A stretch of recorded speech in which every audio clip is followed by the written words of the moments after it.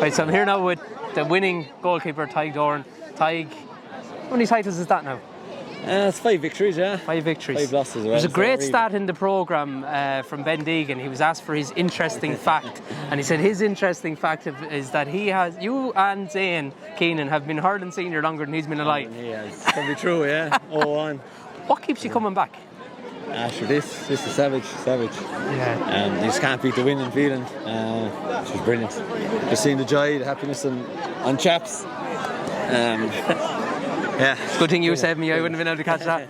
But I was up in the schools during the week. I was there. You see, the minute I left Mount Rat, the flags, the bunting, you get up into the schools, every child is obsessed with sport. It's about the kids. They are even. Everybody is upset. Hurling is life up there. And that's not an exaggeration. Yeah. For a lot of people, there's a lot more as well outside of it. It's a huge part of our community. Our fans are brilliant when they're not afraid to give us a kick up the backside, as Dara said up there, but when they're rowing behind you, it's brilliant. And the chaps, like just with a Cubs match or nursery match yesterday, 7's training, and they were just colour everywhere. It's brilliant. Yeah. Just the joy in their faces, just brilliant to see. The game itself, could you have dreamed of it getting off to a better start than it did? No, that's right or over stuff, really, I suppose, and getting the proper start. And I suppose them coming into their first final in a good while, that's the start they didn't want. Yeah, we were talking up in the press box, and the one thing we said was for Abbey Leaks,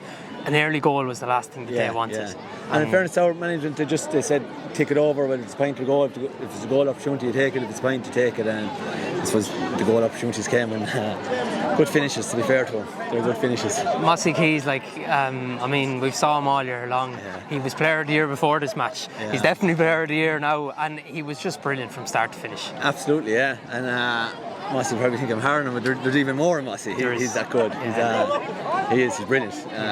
It's just a live wire. It takes a couple to watch him. The line in front, you have to sit back to watch him. It frees up the line, our own line then. So it's class.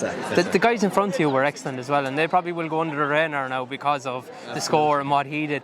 I thought Cathal Cuddy was outstanding. And has had an unbelievable year. Yeah. He made a block. Maybe the game was over, but he made an unbelievable block there near the end. Joe Dougie. Savage in front of us, it's just brilliant. Bodies on the line, and they will go under the radar. It'll be the scoring charts in the report, but we'll have our own little cuddle later on. Yeah, I thought those boys were outstanding. Like Cathal is under 20 again next year, is he? I think. Yeah. To think that he's that young, and obviously his younger brother in front of him, Tom, has caught all the headlines all year long. But I just thought Cathal today in particular. Can you consider you were without Andrew Mortimer, who would have been probably nailed on to be in that full back line as well if he was there. Excellent cornerback too. And he'll have a big year next year, try to get back on it. But Cathal has been brilliant for a young lad, 20 years of age. He's a proper leader, I suppose, like he's our lad before. Yeah. Packy was a fair man as well. A decent fullback. Yeah, very decent fullback to have. And it's funny, you could obviously played with both of them. I started off with Packy, and Cathal finishing there now, we don't know. I don't think so. There's nothing wrong with you, you're not going anywhere. But the rest of them then in front of you, you made 3 changes to the programme, say, beforehand. So the team obviously was announced during the week. The lads that, Ori Phelan has been brilliant all year, Dan Delaney has been so solid, but the boys that came in did just as well. But also when them lads actually came in, they all carried on what they'd done already. Yeah. What I thought was brilliant was no one saw, we were in half-time just when they were the 5 that were egging everybody on. Before the game, they were the 5 everyone on, so it's just proper unity there, which is huge. It's so hard to have, and it's probably testament to the management too, isn't it, that they're able to bring everybody with them. Like we've dealt with David Cuddy now for the last couple of years. He's a gentleman from our point of view to deal with. I can only imagine how good he must be for you as well. Absolutely, and I'd say it's a tough job.